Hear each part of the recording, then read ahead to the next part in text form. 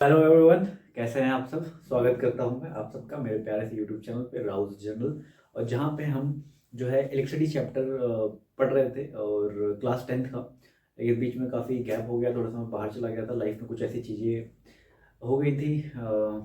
तो लाइफ में होता रहता है, तो थोड़ा सा मैं मतलब बाहर चला गया था, अपने पेरेंट्स के पास उत्तराखंड चला गया था उनसे मिलने के लिए। तो इसलिए वीडियो में काफ़ी 8-10 दिन का गैप हो गया, लेकिन कोई बात नहीं। तो आज हम शुरू कर रहे हैं। आज जो है वो लेक्चर नंबर 3 है और करंट इलेक्ट्रिसिटी का लेक्चर नंबर 3। और आज की क्लास में हम समझने वाले हैं ओम्स लॉ के बारे में। ओम्स लॉ समझेंगे, रेसिस्टेंस के बारे में समझेंगे, रेसिस्टिविटी के बारे में समझेंगे और डिफरेंट डिफरेंट न्यूमेरिकल्स करेंगे इसके ऊपर। तो आइए शुरू करते हैं। और कॉपी पेन लेके आप बैठिए, अगर कॉपी पेन लेके बैठेंगे तो बेटर रहेगा। नोट्स वगैरह आप जो है इसके खुद के बनाइए, अदरवाइज मैं इसके नोट्स जो हैं प्रोवाइड कर दूंगा। और डिस्क्रिप्शन में आपको टेलीग्राम का लिंक मिल जाएगा, वहाँ पे आप जाके हमारा टेलीग्राम चैनल ज्वाइन कर सकते हैं। और वहाँ पे मैं इसके जो हैंड रिटन नोट्स हैं, जब आपका चैप्टर कंप्लीट हो जाएगा तो वहाँ पे मैं आपको प्रोवाइड कर दूंगा। ठीक है, मेरे हैंड रिटन नोट्स रहेंगे और या तो मैं किसी और के थ्रू प्रोवाइड कर दूंगा, बट आपको नोट्स वहाँ पे मिल जाएंगे। तो आइए शुरू करते हैं आज का टॉपिक जो है ओम्स लॉ। ओम्स लॉ के बारे में पढ़ना है। Ohm's law. अभी ओम्स लॉ की बात क्यों आती है, तो मैं एक क्वेश्चन से इसकी शुरुआत करना चाहूँगा कि जस्ट सपोज मेरे पास एक बैटरी है, सेम बैटरी है, एंड उस बैटरी से मैंने दो बल्ब कनेक्ट किए। एक बल्ब है B1, एक बल्ब है B2, दोनों को कनेक्ट किया। तो देखने में ये आया कि एक बल्ब जो है वो ब्राइट ग्लो कर रहा है और एक जो बल्ब है वो डिम ग्लो कर रहा है। एक बल्ब बहुत तेज ग्लो कर रहा है और एक बहुत स्लो ग्लो कर रहा है। तो ऐसा क्यों है? बैटरी तो सेम है, वायर भी सेम है, बट फिर भी ऐसा हो रहा है ना।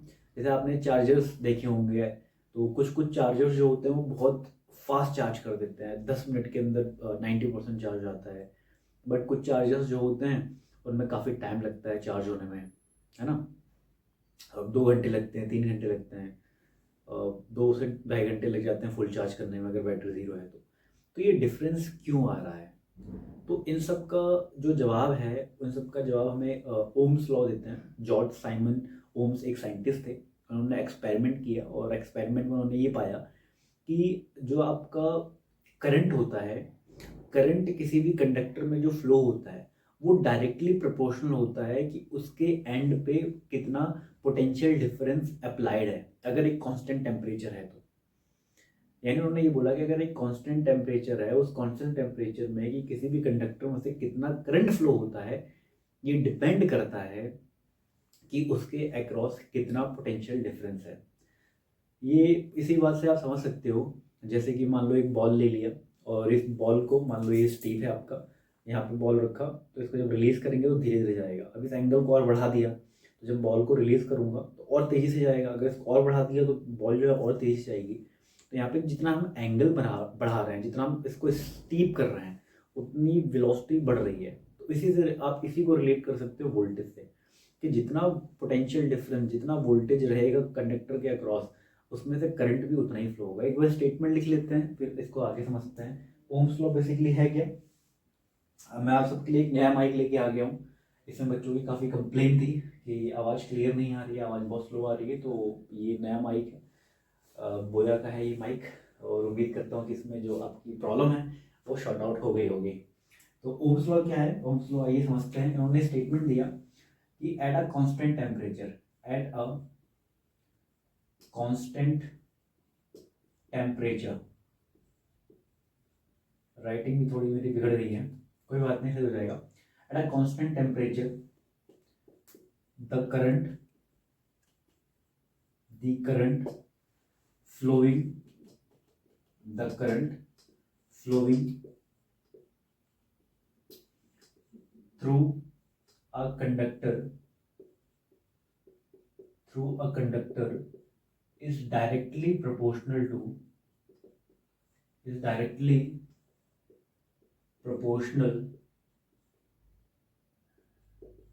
is directly proportional to the potential difference potential difference applied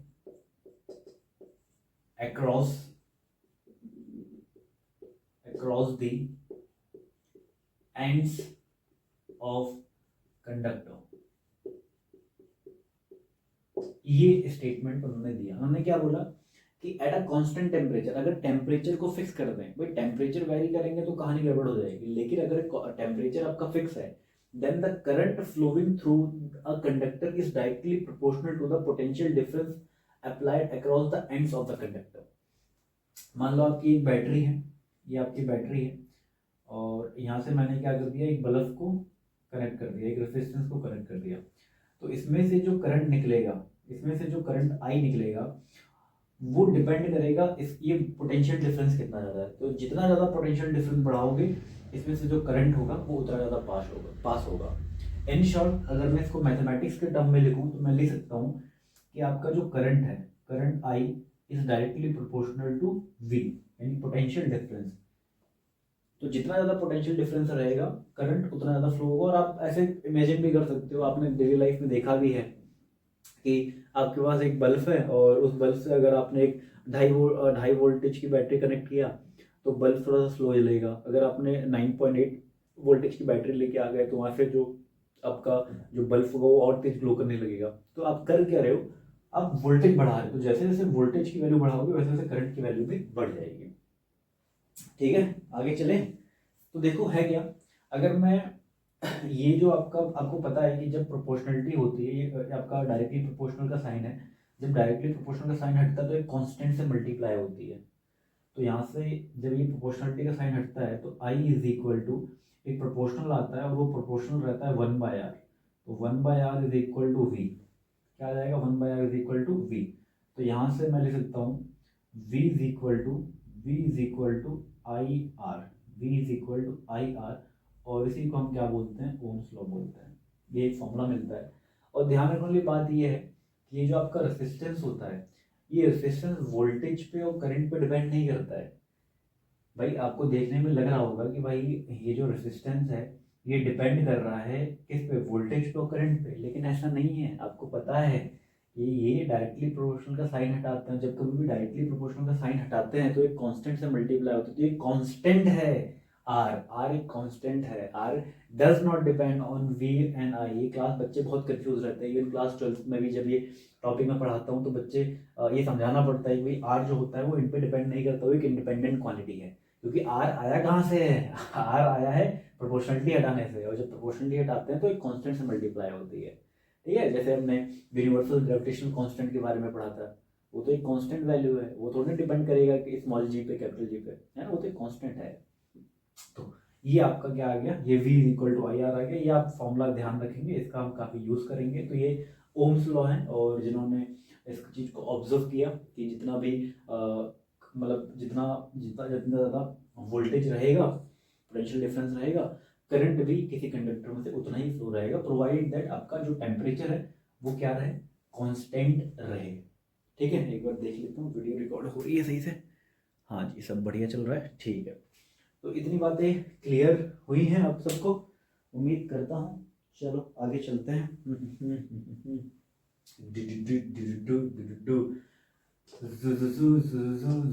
चलो अब देखो ये चीज आ गई, ये आर हो गया रेसिस्टेंस। ये रेसिस्टेंस है क्या, इसके बारे में थोड़ी सी बातें कर लेते हैं। ये जो आर आया है इसके बारे में थोड़ी सी बातें कर लेते हैं कि ये है क्या, ये आर क्या है, रेसिस्टेंस क्या है यार, थोड़ा सा फील ले लेते हैं इसका। ठीक है,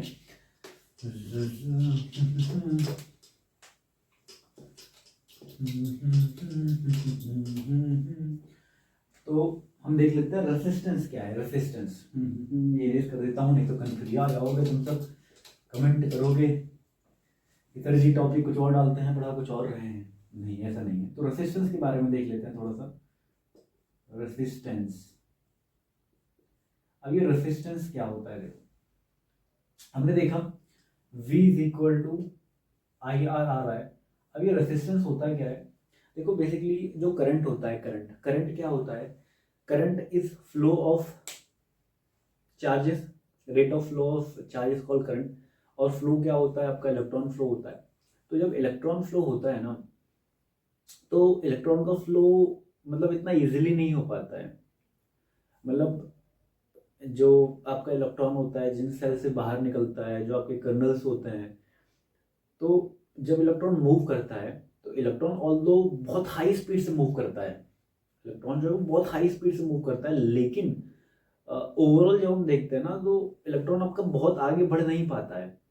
मतलब इलेक्ट्रॉन को आगे बढ़ने के लिए काफ़ी मुसीबतों का सामना करना पड़ता है। मतलब लड़ता रहता है, कभी आपस में लड़ गया, इलेक्ट्रॉन झुम झुम झुम झुम झुम ऐसे चल रहा है, एक इलेक्ट्रॉन आपस में लड़ गए, या एक इलेक्ट्रॉन जो जिन सेल से बाहर निकला था, जो कर्नल्स थे, उससे लड़ गया।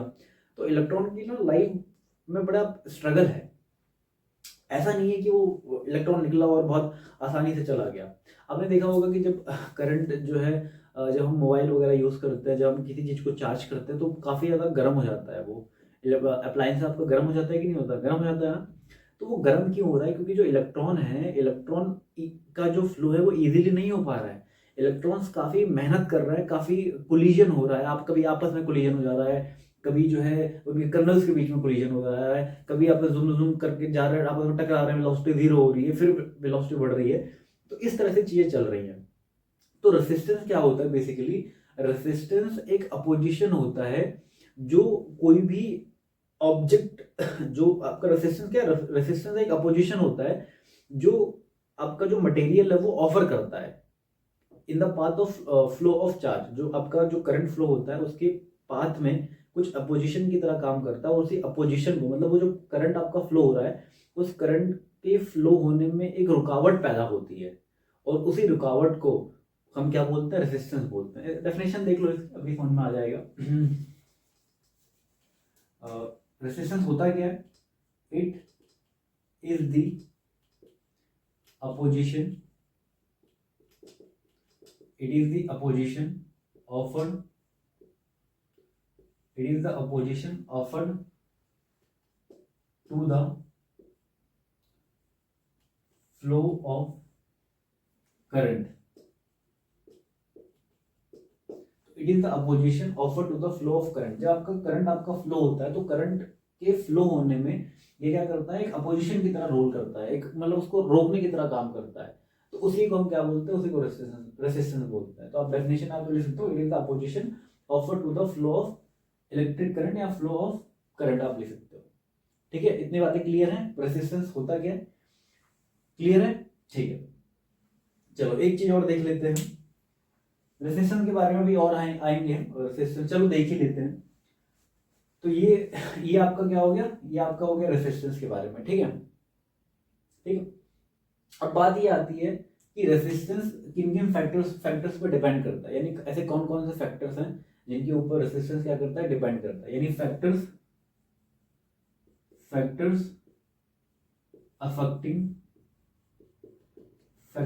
Affecting resistance, factors affecting resistance, यानी कौन कौन से ऐसे फैक्टर्स होते हैं जो रेसिस्टेंस को क्या करते हैं? अफेक्ट करते हैं। तो सबसे पहला जो आता है वो आता है लेंथ। क्या आता है? लेंथ। जितना ज्यादा लेंथ होगा उसके अंदर जो रेसिस्टेंस होगा वो भी बहुत ज्यादा होगा। भाई एक वायर है, एक मान लो ये वायर है, एक छोटा सा वायर है, तो छोटे से वायर को इलेक्ट्रॉन यहाँ से जाएगा, यहाँ से निकल जाएगा, तो इलेक्ट्रॉन को स्ट्रगल करना पड़ रहा है, लेकिन बहुत कम स्ट्रगल करना पड़ रहा है यहाँ से लेके यहाँ तक। अब तार की वैल्यू बढ़ा दोगे भाई, जो तार का जो लेंथ है, इस तार की लेंथ को तुम बड़ा कर दो। तो जब लेंथ को बड़ा कर दोगे तो जो इलेक्ट्रॉन होगा, इलेक्ट्रॉन को भाई बहुत ज़्यादा मेहनत करनी पड़ेगी, वो और काफ़ी ज़्यादा कोलिजन होगा, लंबा एक रास्ता ट्रेवल करना पड़ रहा है। तो उस केस में क्या होगा? रेसिस्टेंस जो है बढ़ जाएगा। यानी जो रेसिस्टेंस होता है वो डिपेंड करता है लेंथ पे। अगर लेंथ बढ़ा दोगे तो रेसिस्टेंस बढ़ जाएगा, और तार की वैल्यू छोटी कर दोगे, तार का जो लेंथ है, आप वायर की लेंथ है कम कर दोगे तो रेसिस्टेंस भी कम हो जाएगा। इसीलिए करते हैं ना कि कोशिश ये की जाती है कि आपका जो वायर होता है वो ज़्यादा बड़ा ना हो, वायर की लेंथ छोटी रखते हैं। जैसे आप इस बात को ऐसे समझ सकते हो कि मान लो आपने एक बैटरी ली और बैटरी से आपने सेल कनेक्ट कर दिया, और आपका जो वायर है वो मुश्किल से 10 सेंटीमीटर का है। तो जब 10 सेंटीमीटर के वायर से आप अपने बैटरी को कनेक्ट करोगे तो आपका जो बल्ब होगा बहुत अच्छे से ग्लो करेगा। लेकिन वही अगर आप 10 सेंटीमीटर के वायर की जगह पे आप 40 मीटर का वायर ले लो, अब 40 मीटर का वायर ले लिया और 40 मीटर के वायर से आपने बैटरी को कनेक्ट किया और बल्ब को कनेक्ट किया, तो उस केस में आपकी जो बैटरी होगी या तो बहुत स्लो जलेगी या तो जलेगी ही नहीं। तो ऐसा क्यों हुआ? ऐसा इसलिए हुआ कि भाई आपने जब लेंथ बड़ा कर दिया, तो लेंथ बड़ा होने से जो रेसिस्टेंस है वो बढ़ गया, यानी जो आपका जो ऑब्स्टेकल था, जो अपोजिशन था, जो आपके चार्ज के फ्लो में, चार्ज के फ्लो के रास्ते में, तो बहुत ज़्यादा बढ़ गया, इसलिए करंट की वैल्यू क्या हो जाएगी? डिक्रीज हो जाएगी। तो ये आपका डायरेक्टली प्रोपोर्शनल है। ये आपका कैसा है? डायरेक्टली प्रोपोर्शनल है, यानी मैं लिख सकता हूँ कि जो रेसिस्टेंस है, resistance is directly proportional to L, directly proportional. Length अगर बढ़ जाएगा तो रेसिस्टेंस भी बढ़ जाएगा, लेंथ अगर घट जाएगा तो रेसिस्टेंस भी घट जाएगा। ठीक है। दूसरा आपका किस पे डिपेंड करता है? दूसरा आपका डिपेंड करता है क्रॉस सेक्शनल एरिया पे। किस पे डिपेंड करता है? क्रॉस सेक्शनल एरिया पे। Cross sectional area. अब ये क्रॉस सेक्शनल एरिया क्या होता है?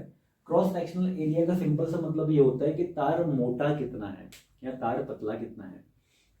जैसे कि मान लो, इमेजिन करो ये एक वायर है, तो ये वायर का जो ये आपका डायमीटर दिख रहा है, ये जो मोटाई दिख रही है, इसी को हम बोलते हैं क्रॉस सेक्शनल एरिया, है ना भाई। एक वायर है, वायर को जैसे ही मान लो ये वायर है, तो वायर का ये वाला जो पार्ट होगा, ये आपका क्या है? क्रॉस सेक्शनल एरिया है। जैसे ये आपका मार्कर है, मार्कर का ये वाला जो पार्ट है, ये क्या है आपका? ये जो मोटाई होगी, ये इस वाले पार्ट को हम क्या बोल रहे हैं? Cross sectional area. तो देखो हो क्या रहा है कि अगर वायर मोटा होगा, वायर क्या होगा? मोटा होगा, तो उसमें से जो इलेक्ट्रॉन होंगे वो बहुत इजीली पास हो जाएंगे कि नहीं हो जाएंगे? ऐसे समझो कि मान लो जैसे कि आप सब स्कूल के बच्चे हो, स्कूल में पढ़ाई वढ़ाई करते हो, है ना। और जैसे कि ये बोतल ही देख लो, तो ये बोतल का अगर ये जो क्रॉस सेक्शनल एरिया है ये कम है, तो यहाँ से पानी जो है इजीली बाहर आएगा। अब इसी को अगर मैं यहाँ से काट दूं, अगर मैं यहाँ से एक कट लगा दूं, यहाँ से क्या कर दूं? एक कट लगा दूं, और कट लगाने के बाद में ये वाला जो पूरा हिस्सा है इसको कट करके निकाल दिया। अब मैं जब पानी गिराऊंगा तो पानी बहुत इजीली और बहुत तेजी से बाहर आएगा कि नहीं आएगा? आएगा ना। तो हुआ क्या कि जब क्रॉस सेक्शनल एरिया बढ़ जाता है, तो क्रॉस सेक्शनल एरिया बढ़ने से आपको क्या होता है कि जो इलेक्ट्रॉन होते हैं वो बहुत इजीली फ्लो करने लगते हैं। और वही जब आपका क्रॉस सेक्शन एरिया बहुत पतला होता है, बहुत छोटा सा होता है, तो इलेक्ट्रॉन को बाहर निकलने के लिए बड़ा स्ट्रगल करना पड़ता है। यार छोटी सी गली है, उसी में से 15-20 लोग जा रहे हैं, ज़्यादा दिक्कत होगी ना। एक पतली सी गली है, उसमें तो 10 लोग जा रहे हैं तो दिक्कत होगी। और गली एकदम चौड़ी हो, मस्त क्लास हो, एकदम MIG के फ्लैट्स वगैरह टाइप हो, तो वहाँ पे आपको क्या होगा? इलेक्ट्रॉन ईजिली निकल जाएंगे क्योंकि रास्ते बड़े बड़े हैं। समझ में आ रहा है? तो वही है कि आपका जो क्रॉस सेक्शन एरिया पे डिपेंड करता है, और क्रॉस सेक्शन एरिया रेजिस्टेंस जो होता है वो क्रॉस सेक्शन पे इनवर्सली डिपेंड करता है। किस पे डिपेंड करता है? इनवर्सली डिपेंड करता है। मतलब अगर क्रॉस सेक्शन एरिया बढ़ जाएगा तो आपका इलेक्ट्रॉन जो है इजीली फ्लो कर जाएगा। जब इलेक्ट्रॉन इजीली फ्लो कर जाएगा तो इसका मतलब रेसिस्टेंस क्या है? रेसिस्टेंस कम है ना, रेसिस्टेंस की वैल्यू कम है। और अगर एरिया की वैल्यू कम कर दी, एरिया की वैल्यू कम करने का मतलब रेसिस्टेंस को ट्रेवल करने में बहुत दिक्कत होगी। तो रेसिस्टेंस को ट्रेवल करने में बहुत दिक्कत हो रही है, यही तो रेसिस्टेंस है। तो आपका जो रेसिस्टेंस होता है वो इनवर्सली प्रोपोर्शनल होता है किसके? एरिया के। ठीक है भाई। तीसरा डिपेंड करता है, जो कि सबसे ज्यादा इंपॉर्टेंट है, वो है तीसरा है आपका material of conductor. Material of conductor पे भी डिपेंड करता है, सबसे ज्यादा इंपॉर्टेंट है ये। बट अब भाई एक मैंने ले लिया वायर ले लिया, ठीक है। एक मैंने लकड़ी ले ली, है ना। और लकड़ी ले ली मैंने, और उसके अक्रॉस क्या कर दिया? बल्ब लगा दिया, बैटरी से कनेक्ट कर दिया, और बीच में क्या कर दिया? लकड़ी रख दी। तो बताओ क्या करंट, बल्ब कभी भी ग्लो करेगा? मैं वायर कितना ही छोटा ले लूं या वायर में कितना ही बड़ा ले लूं, पर जब मैं उसको लकड़ी से कनेक्ट करूंगा तो क्या आपका बल्ब ग्लो करेगा? नहीं ग्लो करेगा। कोई प्लास्टिक ले लूं मैं, क्या ले लूं? एक प्लास्टिक ले लूं, ये मार्कर है, इस मार्कर के अक्रॉस मैं बैटरी को कनेक्ट कर दूं, लाओ बैटरी कनेक्ट करूं, इसके अगर आपको बल्ब ऐड कर दूं, अटैच कर दूं, मतलब बीच में वायर की जगह पे हमने ये मार्कर है, इसके अक्रॉस आपने यहाँ से निकाल के आपने क्या कर दिया? बल्ब लगा दिया। तो बताओ बल्ब कभी जलेगा? नहीं जलेगा। तो कहने का मतलब ये है कि आपका जो रेसिस्टेंस होता है वो मटेरियल पे भी डिपेंड करता है। इस पर डिपेंड करता है मटेरियल पे कि मटेरियल कैसा है, मटेरियल करंट को फ्लो करने को अलाउ कर रहा है कि नहीं कर रहा है। समझ में आ रहा है? तो इस मटेरियल ऑफ यानी जो आपका रेसिस्टेंस होता है ये मटेरियल पे भी डिपेंड करता है। किस पे डिपेंड करता है? मटेरियल पे डिपेंड करता है। और मटेरियल को कहने के लिए देखो मटेरियल को ना एक फिजिकल क्वांटिटी दी गई है। मटेरियल ऑफ द कंडक्टर को बोला गया रेसिस्टिविटी। क्या बोला गया? रेसिस्टिविटी। इसको हम रो से डिपेंड करता है। किससे डिपेंड करता है? रो से डिपेंड करता है। ये रेसिस्टिविटी इज इक्वल टू रो। इसको क्या बोलते हैं? इसको बोलते हैं रो, RHO, रो। क्या बोलते हैं? रो। ये सिंबल है उसका, ठीक है, मटेरियल ऑफ द कंडक्टर, ये सिंबल है रो, और इसको पढ़ते क्या है? रो पढ़ते हैं इसको, ठीक है। तो जो रेसिस्टेंस होता है वो डायरेक्टली प्रोपोर्शनल होता है आपका, यहाँ लिख दो, जो रेसिस्टेंस होता है वो आपका डायरेक्टली प्रोपोर्शनल होता है रो के। यानी देखो जैसे लकड़ी है, तो लकड़ी आपका क्या है? इंसुलेटर है, तो उसका जो रेसिस्टिविटी होगा यानी जो मटेरियल ऑफ द कंडक्टर उसका जो रेसिस्टिविटी होगा वो बहुत ज्यादा हाई होगा। वो अपने अंदर से इलेक्ट्रॉन्स को पास ही नहीं होने देगा, तो उसका रेसिस्टेंस क्या होगा? बहुत ज्यादा हाई होगा। बाकी आपका जो कंडक्टर होगा जैसे एल्यूमिनियम हो गया, आपका आयरन हो गया, गोल्ड हो गया, तो ये बहुत अच्छे कंडक्टर है। तो इनकी जो रेसिस्टिविटी होगी, मतलब ये इजीली अपने अंदर से चार्ज को फ्लो होने दे रहे हैं, तो इसका मतलब इनकी जो रेसिस्टिविटी होगी वो बहुत कम होगी कि नहीं होगी? उनकी वैल्यू बहुत कम होगी। तो ये आपका मटेरियल और कंडक्टर पे डिपेंड करता है। और चौथा एक और फैक्टर है जिस पे ये डिपेंड करता है, एक और फैक्टर जिस पे डिपेंड करता है वो है आपका वो है temperature.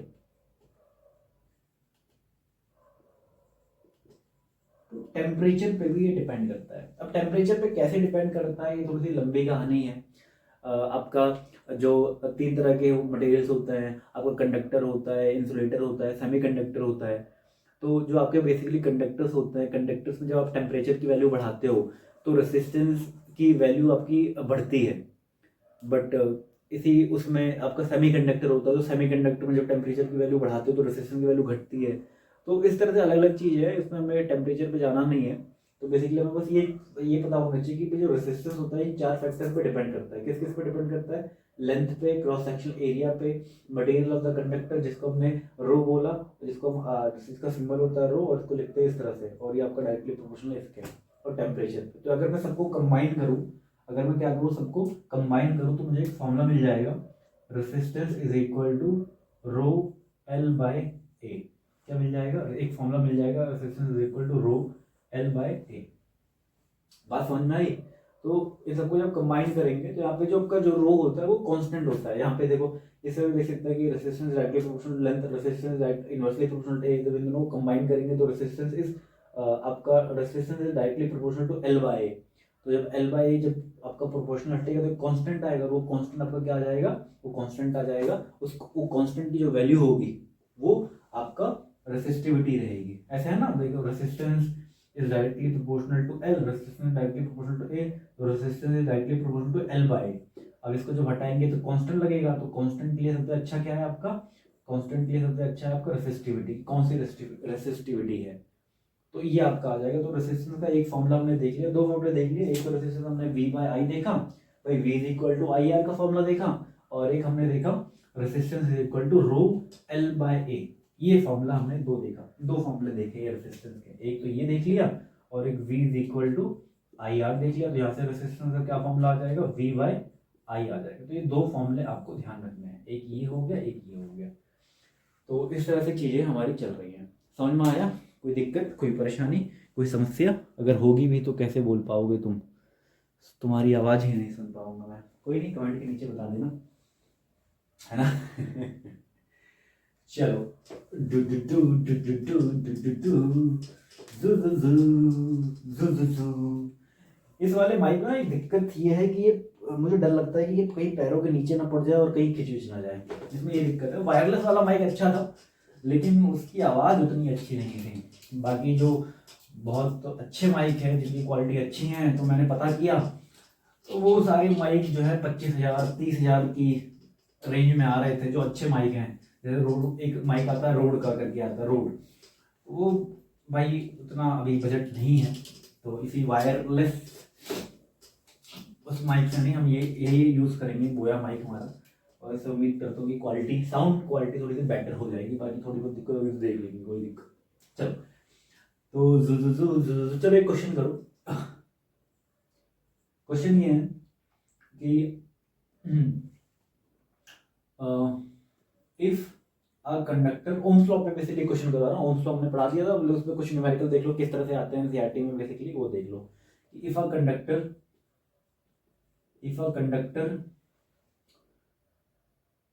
of if a conductor of resistance 110 ohm. और हाँ, एक चीज तो बताना मैं भूल ही गया कि आपका जो रेसिस्टेंस होता है ना, जो आपका रेसिस्टेंस होता है, रेसिस्टेंस का जो सिंबल होता है वो ओम होता है। क्या होता है? ओम। भाई जो इन्होंने डिस्कवर किया था ओम्स लॉ ने, जॉर्ज साइमन ओम ने, तो उनके रिस्पेक्ट में इसका जो आपका एसआई यूनिट है वो ओम रख दिया। क्या रख दिया? ओम। इसको OHM बोलते हैं, OHM। क्या बोलते हैं? ओम बोलते हैं। तो एसआई यूनिट क्या होती है? ओम होती है। रेसिस्टेंस की ध्यान रखना। तो if a conductor of resistance 110 ohm is connected across a potential difference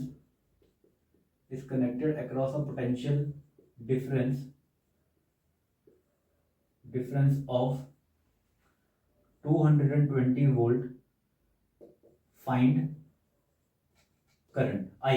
हमें करंट की वैल्यू फाइंड करनी है। तो सिंपल है, आपको पता है सबसे पहले गिवन लिख लो। इस तरह के क्वेश्चन में क्या ही होता है, बहुत हलवा वाला क्वेश्चन है। गिवन लिख लो। गिवन में क्या है? रेजिस्टेंस की वैल्यू दी हुई है। रेजिस्टेंस की वैल्यू कितनी है? 110 ओम दिया हुआ है। And connected across a potential difference, तो वोल्टेज कितना दिया हुआ है? Voltage is equal to 220 volt दिया हुआ है। हमसे क्या पूछ रहा है? आई पूछ रहा है। क्या पूछ रहा है? आई पूछ रहा है। तो आई हमारा क्या हो जाएगा? आई इज इक्वल टू हमारा क्या आ जाएगा? V by R. यहाँ देखो वी इज इक्वल टू क्या होता है? V is equal to I by R होता है। तो यहाँ से आप निकाल लो, आई निकाल लो। तो आई हमारा क्या आ जाएगा? I is equal to V by R आ जाएगा। तो वोल्टेज आपका कितना है? 220 वोल्ट अपन रेजिस्टेंस कितना है? 110। 0 से 0 मर जाएगा, 11 दूनी 22, 2 एम्पियर का करंट आ जाएगा। यानी करंट की वैल्यू कितनी आ जाएगी? Current is equal to 2 ampere आ जाएगा। कोई दिक्कत, कोई परेशानी, कोई समस्या? तो इस तरह के क्वेश्चन आपको देखने को मिल सकते हैं।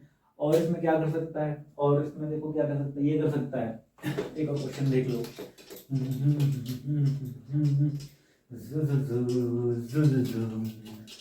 हमने तुमको देखा, तुमने हमको देखा, ओहो। चलो एक क्वेश्चन और क्या कर सकता है इसमें? चलो क्वेश्चन ये कर सकता है कि if a current of 4 ampere is flowing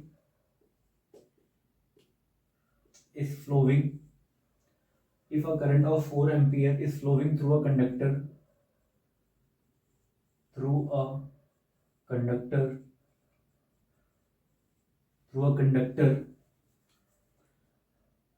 if a current of 4 ampere is flowing through a conductor connected across a potential difference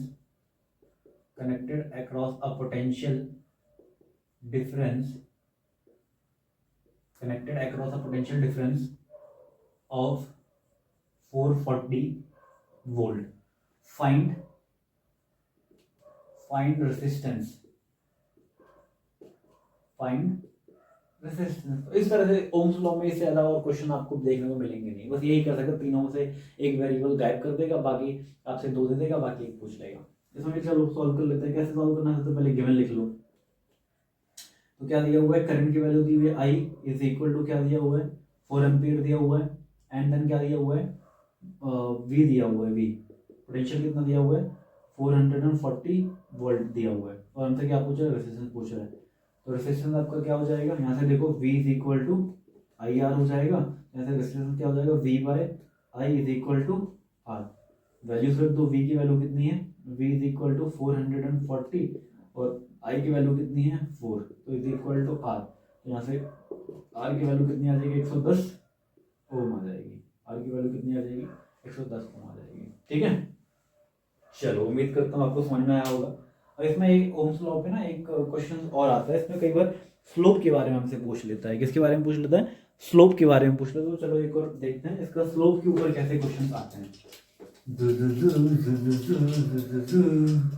do do do do do do do do do पैदल चल रहा हूँ, गाड़ी चाहिए। चलो, आजकल ऐसे ऐसे गाने बजते हैं मेरे जिम में जिनका कुछ समझ में ही नहीं आता है। चलो,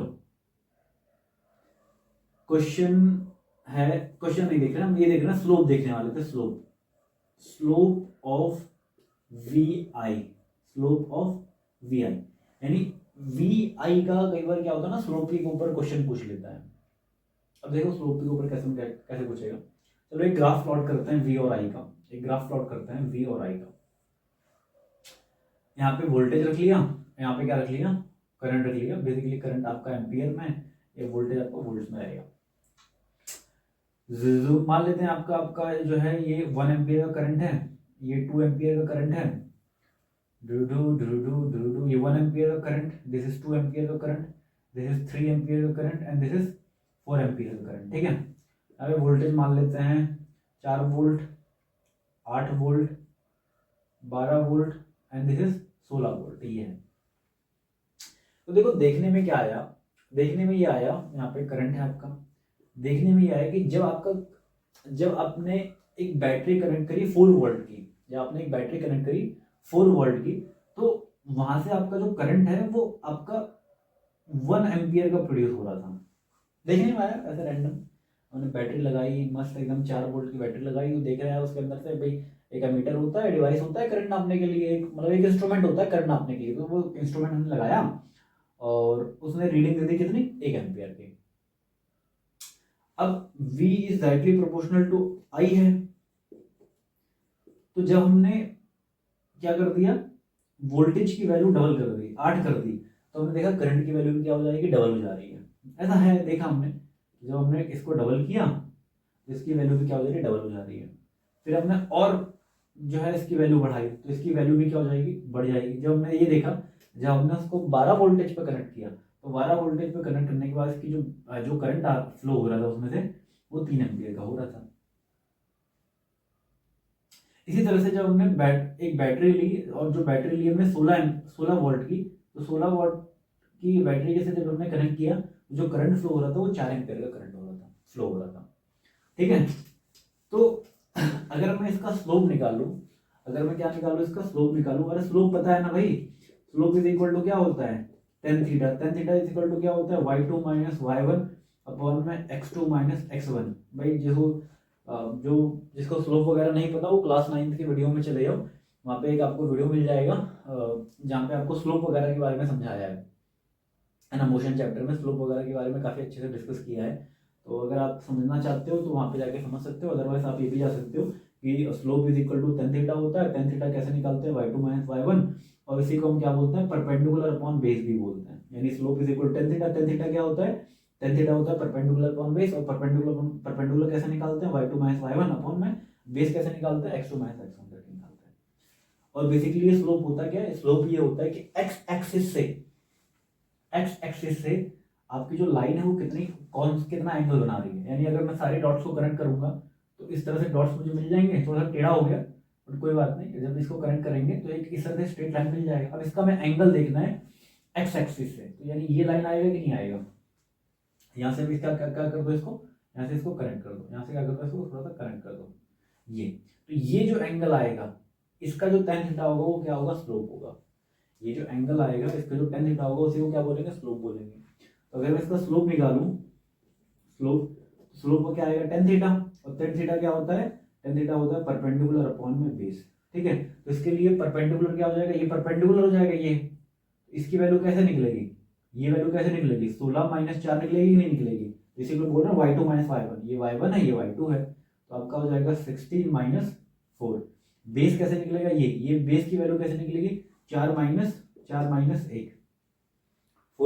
1, तो आपको कितना आ जाएगा 12, और ये आपको कितना आ जाएगा 4 माइनस 3, तो ये कैंसिल आउट हो जाएगा, कितना आ जाएगा 4 आ जाएगा, क्या आ जाएगा 4 आ जाएगा, क्या आ गया 4 आ गया। अभी 4 आया क्या है ये सोचने वाली बात है, ये जो 4 है ये क्या है, ये 4 क्या आया है। तो देखो बेसिकली है क्या,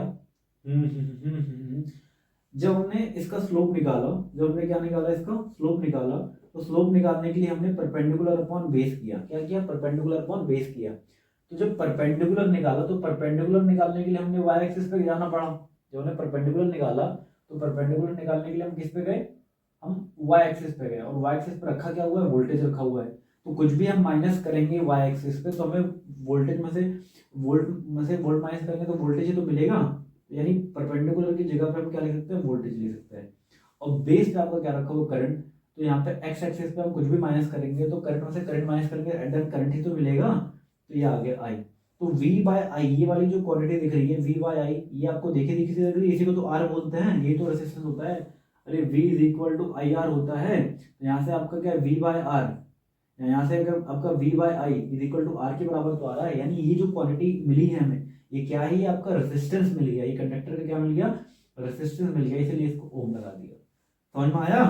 तो रटना नहीं है, तो बस एक बात इस यहाँ से आप एक बात नोट करके लिख लो कि स्लोप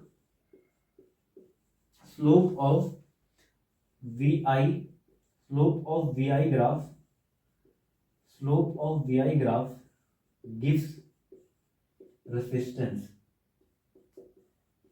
गिव्स रेसिस्टेंस। ये आपको ध्यान रखना है, ये आपको नोट बना के लिख देना है, ठीक है। तो ये था, इस पे आपका स्लोप पे आपका क्वेश्चन आ सकता है, तो स्लोप आपको मैंने बता दिया, और उस पर क्या क्वेश्चन बन सकते थे वो हमने देख लिया, ठीक है। चलो, उम्मीद करता हूँ आपने नोट कर लिया होगा। नोट कर लो, फिर रेस करता हूँ इसको।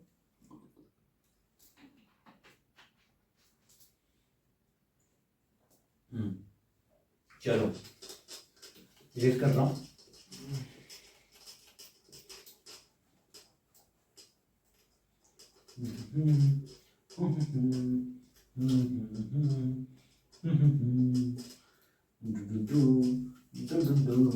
चलो,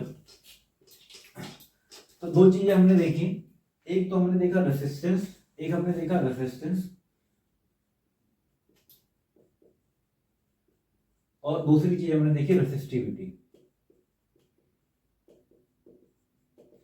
अब होता क्या है कि इसमें बच्चे बड़े कंफ्यूज हो जाते हैं कि आपका रेसिस्टेंस क्या है, रेसिस्टिविटी क्या है, शायद दोनों सेम सेम लग रहा है, दोनों में कैसे कंफ्यूज, मतलब कंफ्यूज हो जाते हैं हम।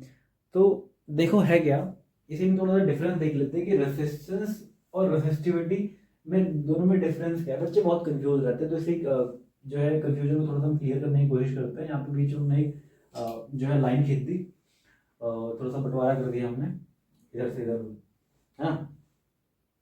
तो देखो रेसिस्टेंस बेसिकली होता क्या है, देखो सबसे पहली बात तो रेसिस्टेंस जो होता है इसको हम आर से रिप्रेजेंट करते हैं, और जो रेसिस्टिविटी होती है इसको हम रो से रिप्रेजेंट करते हैं।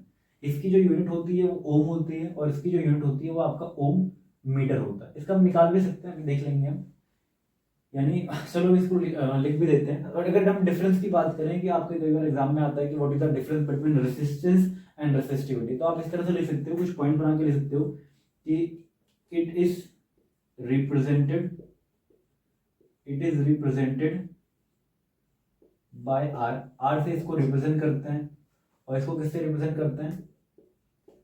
It is represented, it is represented by ohm, यानी sorry, it is represented by rho. इसको किससे रिप्रेजेंट करते हैं? रो से रिप्रेजेंट करते हैं, ये रो से, ठीक है।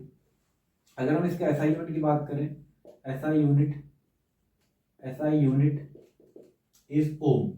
एसआई यूनिट क्या है? इसको ओम बोलते हैं, OHM। और इसकी जो एसआई यूनिट होती है, द एसआई यूनिट,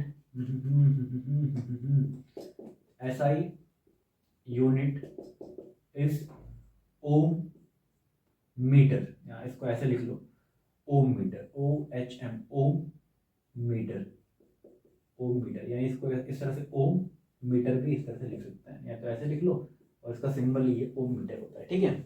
अब रेसिस्टेंस होता है क्या है? रेसिस्टेंस बेसिकली ये अपोजिशन होता है, it is the opposition offered to the current flowing, current flowing, ठीक है। करंट जो फ्लो होता है उसके रास्ते में ऑब्स्टेकल की तरह काम करता है, अपोजिशन की तरह काम करता है। यानी इसको बात लिख लो, it is the opposition, it is the opposition offered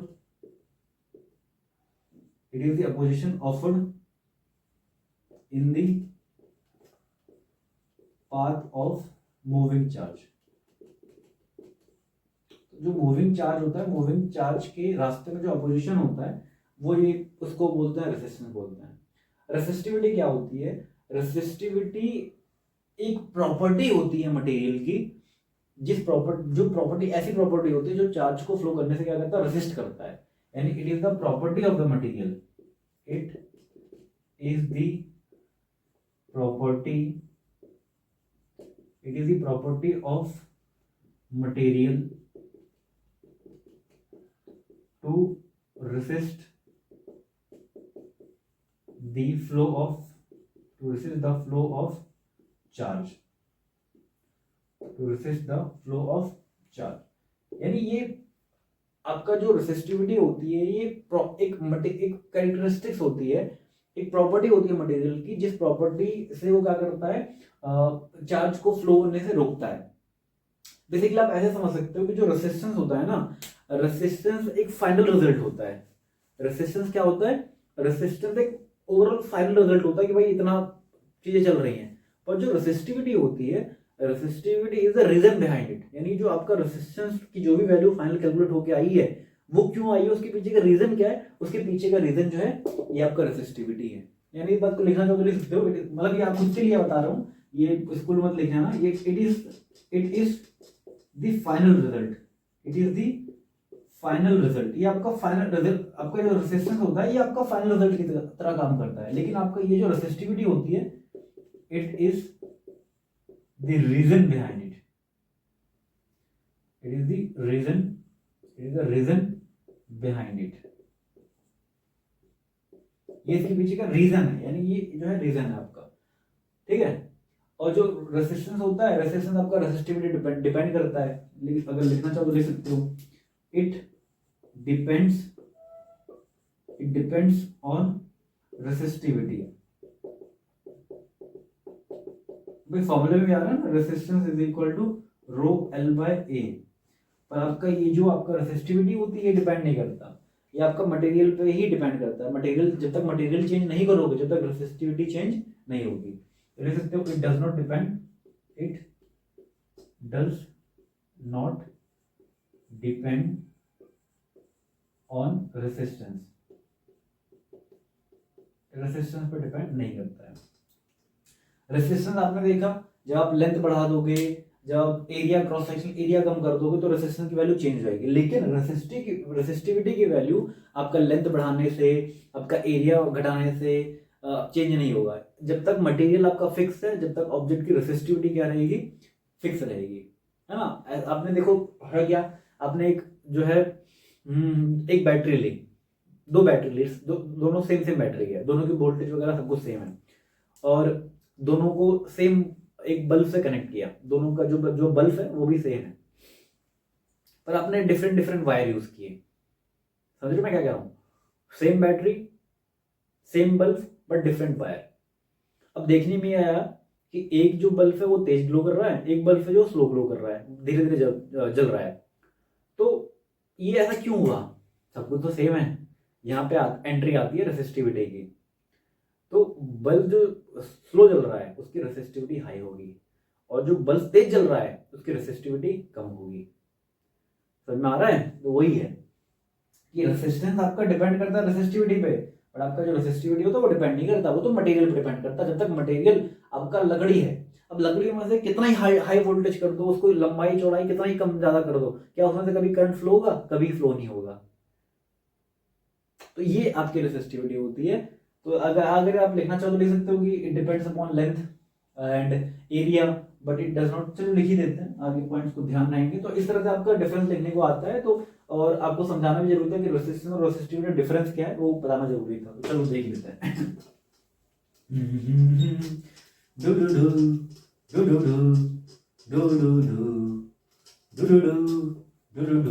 अरे मैंने तो रेसिस्टेंस और यही बता दिया, कोई बात नहीं, इतने तो समझदार हो आप सब।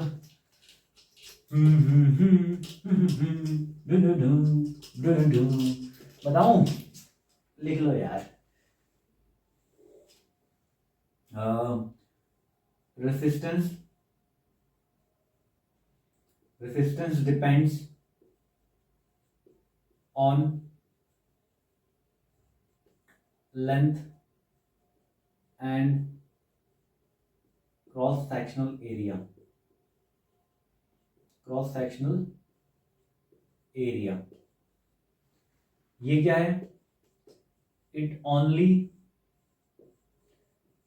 Depends on material.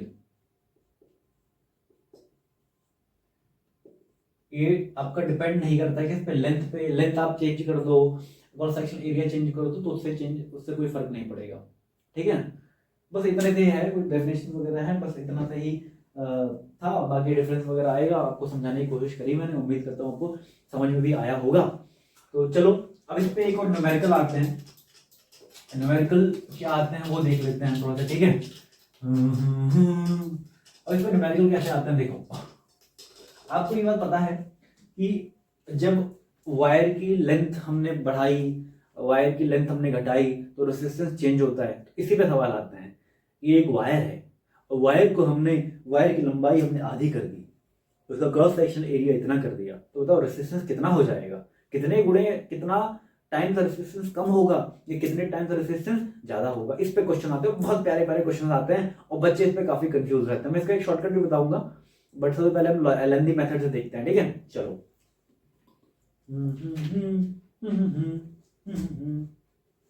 चलो समझने की कोशिश करना। हमने वहीं लगाया दिल जहां दिल लगाना मना था, आजकल ये गाना काफी फेमस हो रहा है। तो चलो क्वेश्चन, आज की क्लास का पहला क्वेश्चन, पहला तो नहीं है खैर, मतलब इस तरह के टाइप का पहला क्वेश्चन है। A wire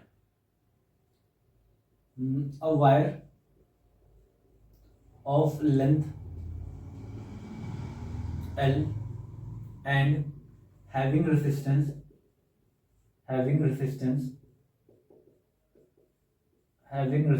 R is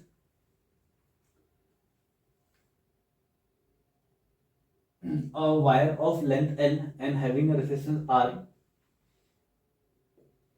is made half of its length, and आपका जो है लेंथ क्या कर दिया, हाफ कर दिया, and area and it's cross sectional area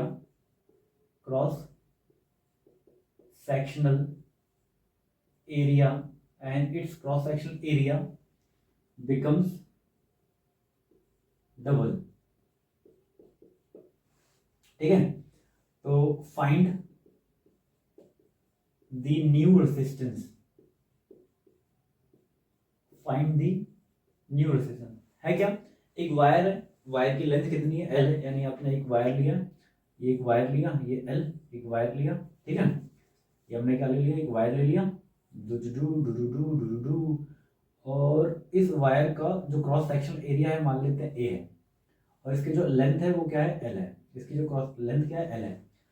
और कह रहा है कि हमने क्या किया, a wire of length L is having resistance R is made half of its length. अब हमने क्या किया, इसको तोड़ के आधा कर दिया, यानी हमने क्या कर दिया, इसको कंप्रेस करके क्या कर दिया, इसको कंप्रेस करके हमने क्या कर दिया, इसको कंप्रेस करके इसकी जो लेंथ है वो L/2 कर दी। पहले लेंथ कितनी थी, L थी, अब लेंथ कितनी हो जाएगी, अब लेंथ हो जाएगी L/2। अब लेंथ कितनी हो जाएगी, L/2। और कह रहा है कि इसका जो क्रॉस सेक्शन एरिया है, भाई जब इसको, अरे वायर है, इसको जब ऐसे दबाओगे, अंदर जब दबाओगे तो जब मोटा होगा, जब लेंथ छोटा होगा तो क्रॉस सेक्शन एरिया बढ़ जाएगा कि नहीं बढ़ जाएगा? वॉल्यूम तो कांस्टेंट रहेगा ना, वॉल्यूम थोड़ी ना कहीं चला जाएगा। तो वायर कुछ इस तरह से हो जाएगा, मोटा सा वायर हो जाएगा, जुम जुम जुम जुम जुम जुम जुम, ये कुछ इस तरह से हो जाएगा, ठीक है। ये कुछ इस तरह से हो जाएगा वायर।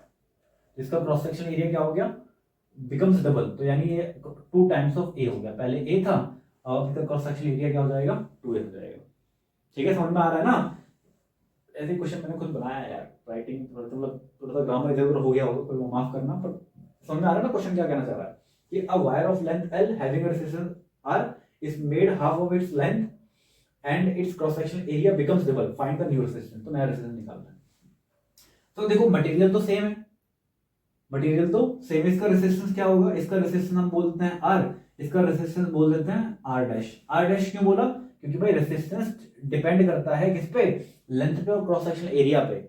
जब आपने लेंथ घटा दिया, बढ़ा दिया, क्रॉस सेक्शनल एरिया चेंज कर दिया तो रेसिस्टेंस चेंज आएगा। तो इसका रेसिस्टेंस निकालो, तो रेसिस्टेंस इक्वल टू क्या हो जाएगा, रो एल बाय ए आएगा कि नहीं आएगा। भाई रेसिस्टिविटी इसकी मान लो रो है, इसकी भी रेसिस्टिविटी क्या होगी, रो होगी। भाई रेसिस्टिव मटेरियल तो सेम ही है ना, भाई काटा है, छोटा बेटा किया है, पीट दिया है, मटेरियल चेंज नहीं किया, क्योंकि जो रेसिस्टिविटी होती है वो मटेरियल पर डिपेंड करती है। जब तक मटेरियल चेंज नहीं करोगे, जब तक रेसिस्टिविटी चेंज नहीं होगी। तो ये आपका आर आ गया, R is equal to rho L by A. R dash की बात करूं तो आर डैश आपका क्या हो जाएगा, रो एल की वैल्यू कितनी आ जाएगी, एल बाय 2, और ए की वैल्यू कितनी आ जाएगी, ए आ जाएगा आपका 2 टाइम्स ऑफ ए, ये ना resistance row L by A. तो रो एल कितना है, एल बाय 2, और एरिया कितना है, एरिया 2 टाइम्स ऑफ ए आ जाएगा। तो ये आपका कितना आ जाएगा, रो एल अपॉन में 2 टाइम्स ऑफ, सॉरी 2 कितना हो जाएगा, 4 हो जाएगा, 4 टाइम्स ऑफ ए आ जाएगा।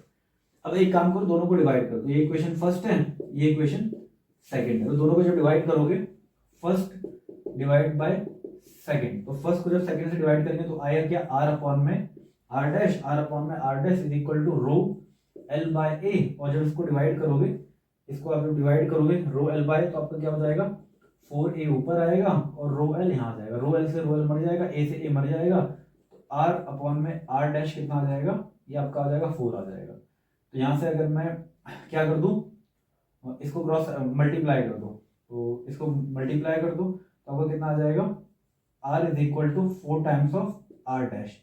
और यहाँ से आर की वैल्यू निकालोगे तो आर डैश की वैल्यू क्या आ जाएगी, R dash is equal to क्या आ जाएगा, आर बाय 4 आ जाएगा। कितना आ जाएगा, आर बाय 4 आ जाएगा। यानी जो आपका जो नया रेजिस्टेंस होगा वो आपका क्या हो जाएगा, 4 गुना कम हो जाएगा। नया रेजिस्टेंस क्या हो जाएगा, 4 गुना कम हो जाएगा। हालांकि देखने में ऐसा लगता है कि यार रेजिस्टेंस लेंथ आधी करी है तो आपका जो रेजिस्टेंस होगा वो भी आधा हो जाएगा, देखने में ऐसा लगता है, लेकिन ऐसा होता नहीं है। रेजिस्टेंस आपका कितना हो गया, 4 गुना कम हो गया। रेजिस्टेंस क्या हो गया, 4 गुना कम हो गया। तो ये एक तरीका है इसको करने का, ठीक है, ये एक तरीका है इसको करने का, आप इस तरह से सॉल्व इसको कर सकते हैं। कोई दिक्कत, कोई परेशानी, कोई समस्या? चलो, तो इस तरह के क्वेश्चन आएंगे, कर लोगे ना। चलो इस पे एक तरह के क्वेश्चन और आते हैं, वो करवाता हूं मैं आपको। Do do do do do do डा डा डा, बेखुदी बेखुदी मेरे दिल पे ऐसी छाई, तू ही तू मुझ में समाई, बन जाई मेरी खुदाई बिरिया। कौन है सर, वो कौन है जिसने आपकी नींद चुराई? ऐसा कोई नहीं है भाई, कोई नहीं है ऐसा। चलो एक क्वेश्चन और करते हैं। चलो, a wire of length L, a wire of length L has a resistance, writing बड़ी गंदी हो गई है भाई मेरी, पहले से भी गंदी हो गई है। एक 10 दिन की छुट्टी क्या ली मैंने, राइटिंग ही बड़ी गंदी हो गई। अब वायर पर समझ में आ रहा है ना। चलो ये लास्ट क्वेश्चन है, एक तरह का करवा रहा हूँ, आप लोग समझ जाओगे। A wire of length L has a resistance R. Okay. If the wire is compressed,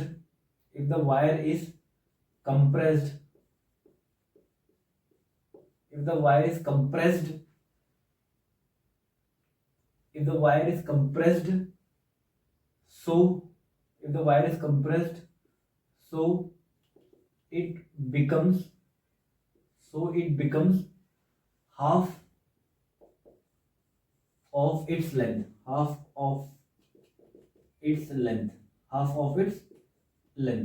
find the new resistance। तो जरा वीडियो को पॉज करो, पॉज करने के बाद में जरा इसको सॉल्व करने की कोशिश करो। कि हो पा रहा है कि नहीं हो पा रहा। जरा वीडियो को पॉज करो और पॉज करने के बाद इसको सॉल्व करो, ठीक है। चलो चलो वीडियो को पॉज कर लिया होगा, चलो मैं सॉल्व करता हूँ। चलो तो देखो दिक्कत ये है कि हुआ क्या है कि सबसे पहले आपके पास एक वायर था, एक वायर था, और वायर का रेजिस्टेंस R था और इसका लेंथ कितना था, इसका लेंथ L था। मान लेते इसका क्रॉस सेक्शन एरिया A था, ठीक है, कुछ तो होगा। अब हमने क्या किया, इसको कंप्रेस कर दिया। क्या कर दिया, कंप्रेस कर दिया, कंप्रेस कर दिया। जो कंप्रेस करेंगे तो वायर मोटा भी तो हो जाएगा। अरे वॉल्यूम थोड़ी ना कहीं चला जाएगा भाई, वॉल्यूम तो उतना ही रहेगा, समझ रहे हो ना। वॉल्यूम तो, अरे अब ये वायर को खींच दो, जब खींच दोगे तो क्रॉस सेक्शन एरिया कम हो जाएगा, और जब दबा दोगे। जब रोटी बनाते हैं, रोटी बनाई है तुमने, रोटी खा तुमने क्या नहीं हो, मम्मी हाथ खाई होगी, मैं बनाता हूँ रोटी। तो जब रोटी को आटा जो होता है उसको जैसे जैसे रोल कर दोगे, तो जितना लंबा करोगे उसकी चौड़ाई उतनी कम हो जाएगी, क्रॉस सेक्शन एरिया। और जब आटे को एकदम ऐसे पास में ला कर कंप्रेस कर दोगे तो उसकी जो मोटाई है वो बढ़ जाएगी, है कि नहीं। तो वही है, जब लेंथ क्या कर दिया, लेंथ कर दिया L/2। अब हमें ये नहीं पता, अब मैं इसके बारे में, इसका रेजिस्टेंस हमें निकालना है, इसका रेजिस्टेंस मान लो R डैश है। अब हमें ये नहीं पता कि इसका जो क्रॉस सेक्शन एरिया वो कितना टाइम बढ़ेगा या कितना टाइम घटेगा। इसका क्रॉस सेक्शन एरिया कितना टाइम बढ़ेगा कितना टाइम घटेगा हमें नहीं पता, तो हमें ये पता करना पड़ेगा। तो अब देखो है क्या, इन दोनों यहां से लेके यहां के बीच में क्या चीज कांस्टेंट रहेगी, वॉल्यूम कांस्टेंट रहेगा कि नहीं रहेगा भाई। यहां से लेके यहां तक सब कुछ बदल जाएगा, रेजिस्टेंस बदल जाएगा, रेसिस्टिविटी तो सेम रहेगी, लेंथ बदल गया, क्रॉस सेक्शन एरिया बदल गया, लेकिन एक चीज है जो नहीं बदलेगी, वो है वॉल्यूम। यानी वॉल्यूम क्या है, volume remain constant, volume remain constant. Volume क्या रहेगा, वॉल्यूम रहेगा कांस्टेंट। पिछले वाले क्वेश्चन में खुद बोल रहा था कि जो आपको क्रॉस सेक्शन एरिया है वो आपका डबल हो जाता है, लेकिन इस बार में ऐसा कुछ नहीं बोला है, तो दोनों में कंफ्यूज मत होना। अगर बोल दे कि भाई डबल तब तो कोई दिक्कत नहीं, लाइफ जिंगा लाला है। अब resistance equal rho L by R is equal to rho L by R dash equal to rho L by, करो दोनों को डिवाइड कर तो आ जाएगा। लेकिन जब इस वाले क्वेश्चन में तो दिया ही नहीं है कि क्रॉस सेक्शन एरिया कितना टाइम बढ़ेगा या घटेगा, तो निकालना पड़ेगा हमें, समझ रहे हो। तो वॉल्यूम रिमेन कांस्टेंट रहेगा जी। तो वॉल्यूम क्या होता है, एरिया इनटू में लेंथ। अरे किसी भी चीज का वॉल्यूम कैसे होता है, उसके एरिया में लेंथ से मल्टीप्लाई कर दो तो निकल जाता है। जैसे आपका एक सिलेंडर है, सिलेंडर का वॉल्यूम क्या होता है, पाई are square H.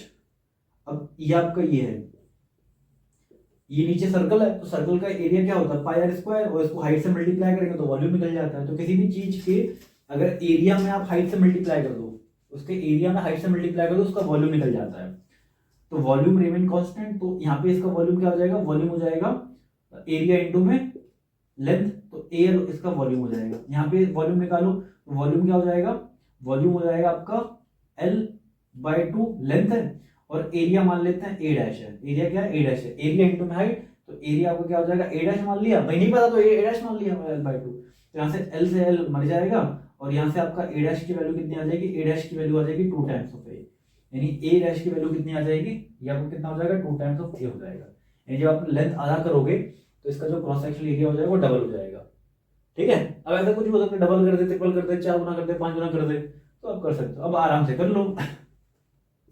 Resistance equal to rho L by A, यहां से आर डैश निकालो, इसको मान लो इक्वेशन फर्स्ट। यहां से फिर आर डैश की वैल्यू निकालो, रो एल कितना है, L/2, और ए आपका कितना है, ए आपका कितना हो जाएगा, ए आपका हो जाएगा 2 टाइम्स ऑफ ए। तो यहाँ से फिर से आपका क्या हो जाएगा, do do do do do do do, यहाँ से निकाल लो, आर डैश की वैल्यू कितनी आ जाएगी, रो एल अपॉन में 4 टाइम्स ऑफ ए। ये इक्वेशन फर्स्ट, ये इक्वेशन सेकंड, दोनों को डिवाइड कर दो, तो आपका आ जाएगा आर अपॉन में R dash is equal to rho L by A multiplied में 4 टाइम्स ऑफ ए अपॉन में रो एल से रो मर जाएगा, ए से मर जाएगा। तो यहाँ से आर डैश की वैल्यू कितनी आ जाएगी, आर डैश की वैल्यू आ जाएगी R/4 आ जाएगी। अरे ये इधर जाएगा है ना, फिर इधर आएगा, तो आर डैश की वैल्यू कितनी आ जाएगी, R/4 आ जाएगी। तो ये एक तरीका हुआ इस तरह के क्वेश्चन को सॉल्व करने का। तो ध्यान रखना है कि अगर वॉल्यूम अगर कंजर्व्ड है, तो वॉल्यूम अगर कंजर्व्ड है तो आपको क्या रहेगा, वॉल्यूम अगर आपका कंजर्व्ड तो क्या रहेगा, इस तरह से आप कर सकते हो भाई। जहाँ पे ऐसे क्वेश्चन जहाँ पे वॉल्यूम कंसर्व रहा है तो वहाँ पे आपको ये निकाल लो कि डायमीटर या लेंथ कितना चेंज हो रहा है। इसमें क्वेश्चन ये भी कह सकता है कि भाई जहाँ पे आर दे दिया है, यहाँ पे आपको लेंथ दे दिया है, यहाँ पे आपको लेंथ ना देके आपको क्रॉस सेक्शनल एरिया दे दे, तो लेंथ आपको निकालना पड़ेगा कि भाई लेंथ कितना टाइम बढ़ा या घटा।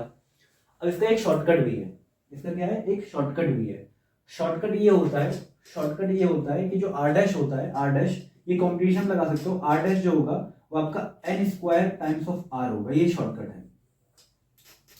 जो आपका नया रेजिस्टेंस होगा एन स्क्वायर बाय आर, जहां पे एन क्या है, एन जो है आपका वो नंबर ऑफ टाइम्स होगा, यानी नंबर ऑफ टाइम्स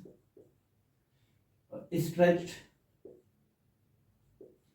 कितना आपने स्ट्रेच किया उसको, कितना वायर को कितना स्ट्रेच किया या कितना कंप्रेस किया, स्ट्रेच और कंप्रेस्ड। अब इसी वाले क्वेश्चन मतलब आर डैश हो जाएगा एन स्क्वायर बाय, एन क्या है आपका 3 गुना कर दिया, लेंथ का 3 गुना कर दिया, 4 गुना कर दिया, 10 गुना कर दिया, उस पे है। तो यहाँ पे निकाल लो, आर डैश का निकाल लो, R dash is equal to N, N की वैल्यू कितनी है, इट बिकम्स हाफ, हमने क्या कर दिया इसका हाफ कर दिया, यानी यहाँ पे एन की वैल्यू कितनी हो जाएगी 1/2, तो 1/2 का स्क्वायर और आर, यहाँ से देखो आर डैश की वैल्यू कितनी आ जाएगी, आर डैश की वैल्यू आ जाएगी r/4 आ जाएगी। वही आया कि नहीं आया, वही आ गया है ना। समझे कि नहीं समझे, तो ये एक शॉर्टकट भी आपका इस तरह से आप लगा सकते हो। एक और क्वेश्चन करवाऊंगे, अब देखो कितना टाइम हो गया। चलो एक क्वेश्चन और करोगे इस पे, बोलो। चलो एक क्वेश्चन और करवा देता हूं। जैसे क्वेश्चन बोल दिया,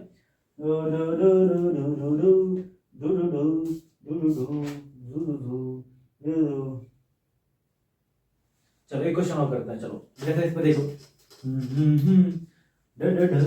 याद रखना शॉर्टकट है R dash is equal to N square R, जहां पे एन क्या होता है, एन होता है कितनी टाइम्स उसको स्ट्रेच किया गया या कितने टाइम्स उसको कंप्रेस किया गया। जैसे कि एक क्वेश्चन करते हैं, ठीक है।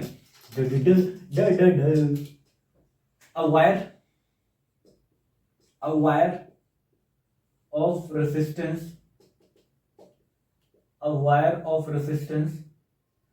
3 ohm is stretched 10 times of its length. Find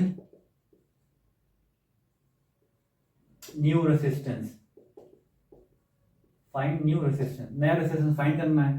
तो सिंपली यहाँ तो वॉल्यूम कंजर्वेशन लगा लो यार, वॉल्यूम कंजर्वेशन लगा लो या डायरेक्टली शॉर्टकट करो। ये बोर्ड में अप्लाई नहीं करना है, ये जब आपका एमसीक्यू टाइप रहे तो वहां पे जब आपका एमसीक्यू टाइप है, अब जो आपके ऑप्शनल होते हैं वहां पे आप ये जल्दी लगा के आगे बढ़ सकते हो। तो R dash is equal to क्या होगा, N square by R, N square into में आर। तो R dash is equal to N आपको कितना है, कितना टाइम कर दिया, 10 टाइम्स कर दिया, 10 टाइम स्ट्रेच कर दिया, तो 10 का स्क्वायर इंटू आर। अब आर क्या है आपका ओरिजिनल रेजिस्टेंस है, तो ये आपका 3 हो जाएगा। तो आर डैश कितना हो जाएगा, आर डैश आपका कितना हो जाएगा 100 इंटू 3।